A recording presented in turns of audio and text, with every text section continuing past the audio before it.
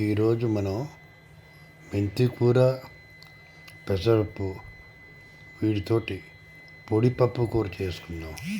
చాలా అద్భుతంగా ఉంటుంది. ఆకుల్ని శుభ్రంగా మరోసారి కడిగేసి పిండి ఇందులో వేసుకోవాలి.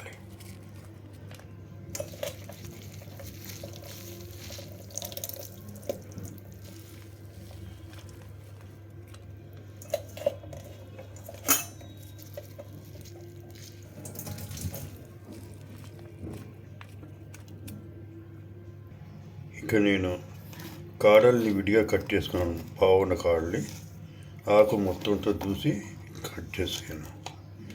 దీంట్లో ఒక చెంచా ఉప్పు వేయాలి. ఇదొక సగం చెంచా, ఇదొక సగం చెంచా. దీన్ని శుభ్రంగా కలపాలి. ఇప్పుడు దీన్ని కుక్కర్లో పెట్టుకుని ఉడికించుకోవాలి.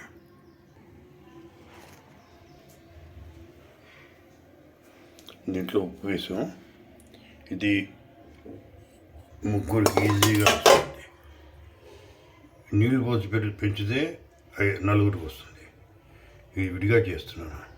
పెసరపప్పు ఇలా ఉడికింది. పెసరపప్పు మిగతాకుది. ఇది చక్కగా ఉడికిన మెంతి కూర, పెసరపప్పు. దీంట్లో పువ్వు పెట్టుకుని కరివేపాకు వేసుకుంది.